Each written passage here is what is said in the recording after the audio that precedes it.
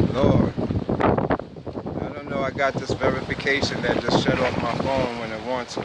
Sorry about that. I don't know. It didn't mean to be continued, but so it be. So like I was saying now, if I tell you that something came on me and it told me to write everything down, isolate yourself, and don't watch TV or listen to these people, would you believe that? Alright. Now, I've been on YouTube watching videos, learning through the conscious community. Now, when you leave all of that, and all of a sudden you get all this new way of seeing things and new ideas, new concepts coming you, how is that possible?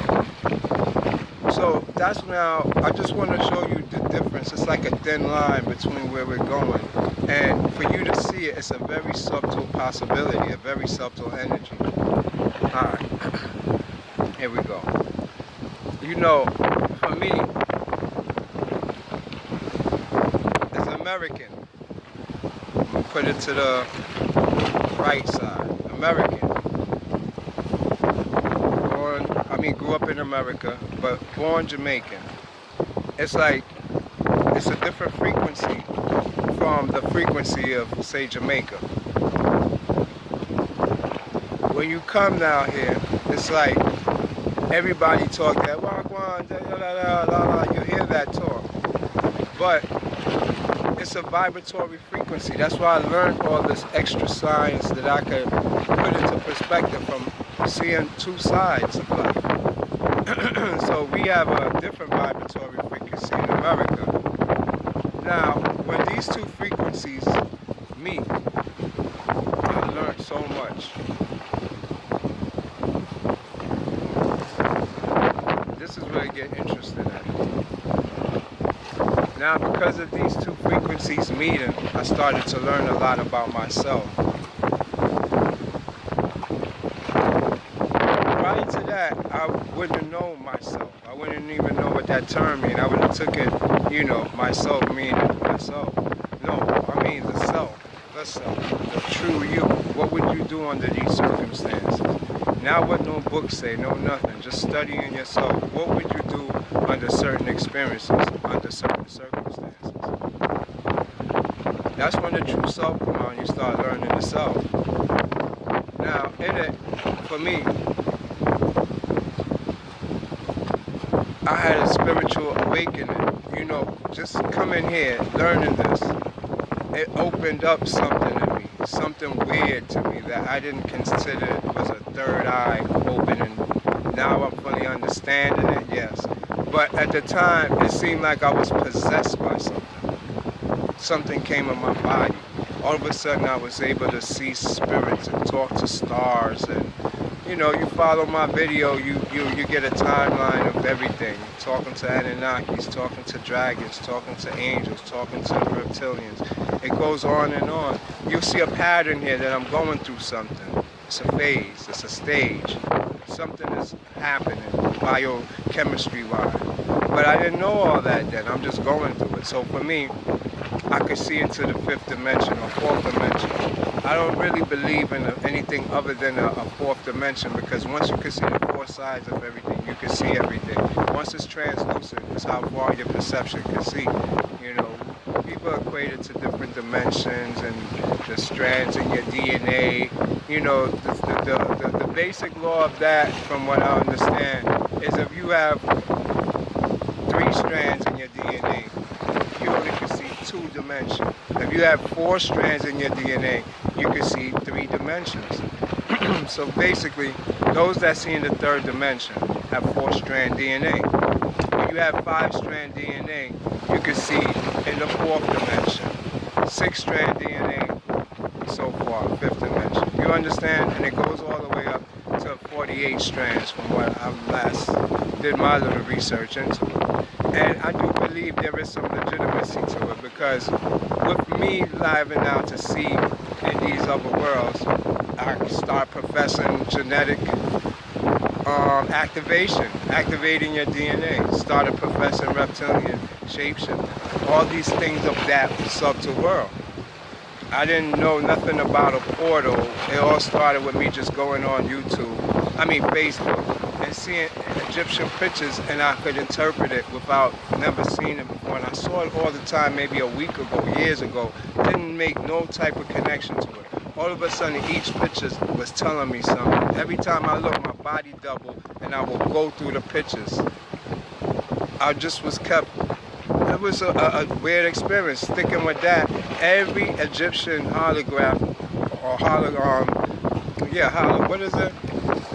Hieroglyphics that I looked into, it actually made me body double, and I went through it. And so it was like information coming to me in blitz like this. It just was images coming into me.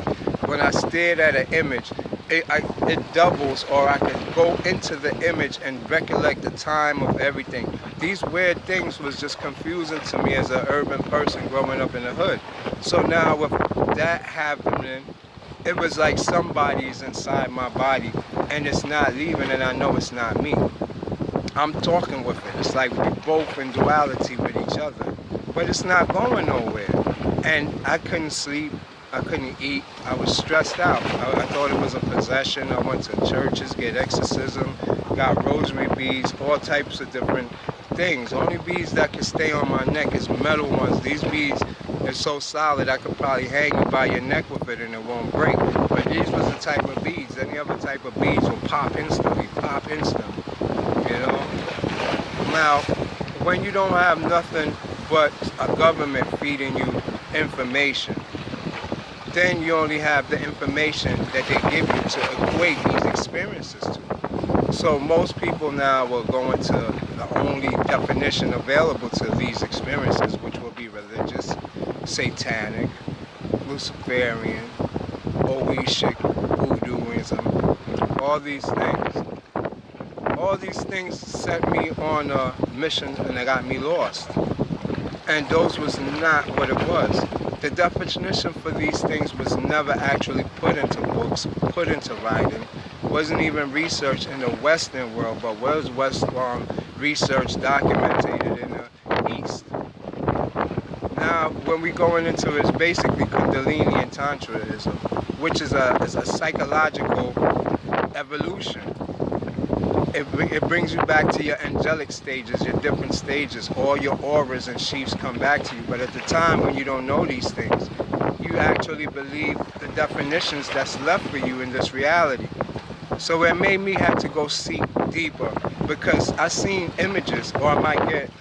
The thing is, there is no way you could be evil from just images, or just what I just told you make you an evil person. It never was.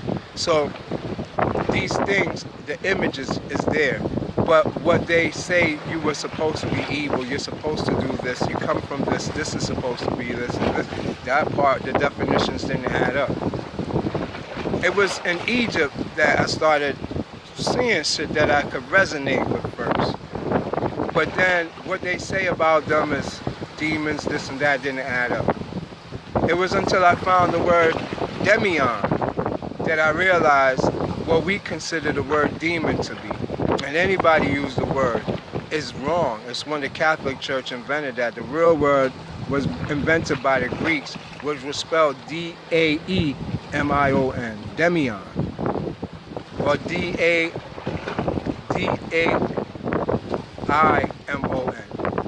Those would give you a whole opposite of negative from what the Catholic have it to a positive guardian angel. This will go for any language too. A jinn is the same thing, a guardian angel, the jinn. Islam came and made it into something negative. The jinn is what you would call a chakra. That's why when you see movies like, or TV shows, Dragon Ball Z, Naruto, The Alchemist, they look like scary people, creatures. A chakra is just a circle. It's a light. It's a living light, though. It's alive. It's what you call your Devi or devil, or not Satan. Our Satan come from Sultan. We only got Satan because of the Arabic translation. But in Arabic it was Shaitan. El Shaitan is El Shadiq. Shadiq is Obadue, Obdue, Obadue. That's who El Shaitan is, which is just the feminine aspect or principle of the creative principle. So we taking something that's the feminine, made it masculine because of its creative principle, added image to it and say it's real. And when you're both masculine and feminine, positive and negative. So everything you're warring against is yourself. I had to learn that. I was killing my own self. Something that I cannot get rid of or go away. When you learn this, now you become the shaman. And you know you have a journey ahead of you that you have to face. For me, I didn't seek out third eye awakening. I didn't seek to be conscious. I was more for the dating groups, messing with women, stuff like that. Working out, all that stuff. But not no biblical stuff, no consciousness stuff. All of this came recently on its own. And that made me understand the occult. Because it actually is like an overlay in your vision first. And this spiritual awakening, what we call the Holy Spirit that came down on me, which is the Philosopher's Stone, which is where this come from. This is all alchemy. Alchemy that actually comes from the Negroes, the Negritos. That's why it's a process in alchemy. It's calcification, purification, and there's another one which I can't remember at this quiet moment. I don't want to lose my train of thought by trying to remember. But the whole process itself is an evolution of the self, the heaven man, the higher self, a self that can't be reversed. Once you become this higher being, your lower self dies out. It's a dissolution. It's a long process. I've been going through it for 3 years. And it's put me in isolation because it's what is required for the calcination process to occur. It's the spirit has to dissolve. You got your different metals when they tell you about gold, silver, and lead. All of those is different terms for your spirit, your body, and your soul. And your soul, your body has to be dissolved into your soul.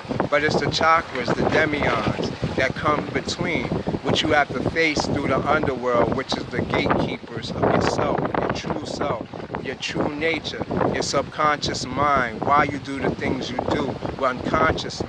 But now you're becoming conscious of it. When you become conscious, it means that you're not no more under the government, no school teacher, you don't have no parents, you don't have nothing more than you just realize, oh shit, how the fuck did I get here? For real, you don't have no belief system, you don't have nothing no more.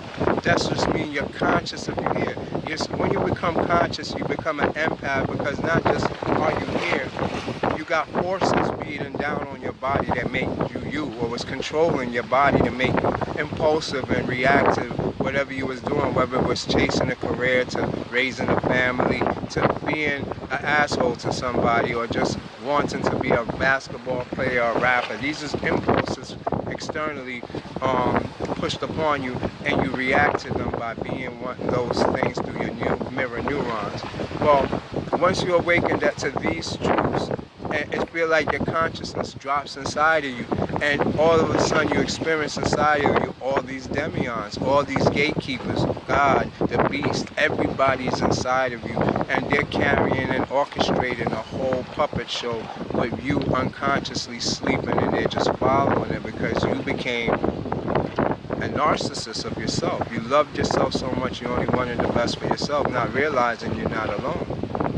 So once you awaken to these, then all of a sudden this love that you have for this world and this admiration and this will to go out and do these changes not only become these impressions felt on you like anxiety. Anxiety kicks in first. That's what the impression is going to do to you. And we have so many people experiencing states of anxiety that are stuck in these anxieties that the medical industry don't teach them that they're higher beings, or they're supposed to go through a spiritual evolution and give them medication, beta blockers, to block these energies, which make it worse because the spirit is on them. and all it's gonna do is make it attack them and bring pain to the spirit world.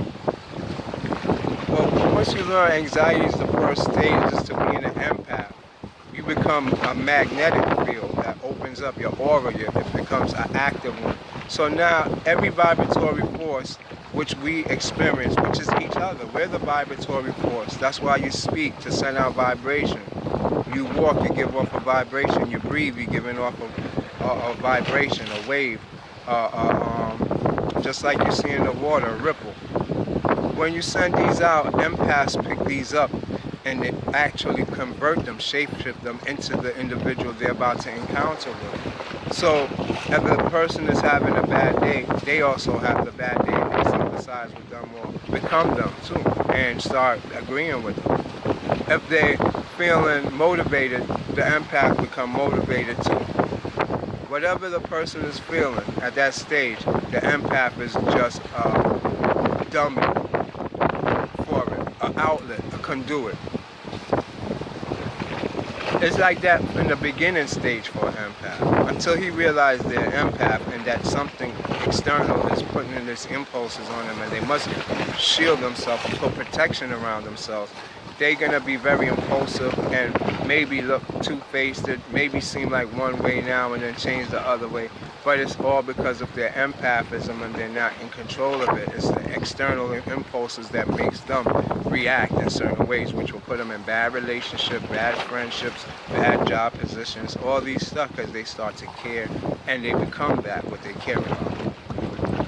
Well, once you realize this is part of the journey, and I became and I felt it, and not just that I feel it, I was engulfed in it into an experience where darkness overcame me from star staring and looking at these stars. And I don't know, this darkness that overcame me was shadow beings all in this darkness. And I couldn't avoid it. Only way I could avoid it is keep my eyes open, because it was like, I realized when I closed my eyes, I could see everything. If I was unconscious, I would just go to sleep. But being that I'm conscious and I could do it at will, I could either just close my eyes after working out, doing all this crazy shit all day and energizing, and probably just go straight to the hard REM sleep. Or I could go down, lay down, and I start thinking, and being conscious in it, it just activates thought forms. And these things now became real. They seemed like they was haunting me, attacking me. I didn't understand it at first, but it was because they wanted to make me better. I have to continue.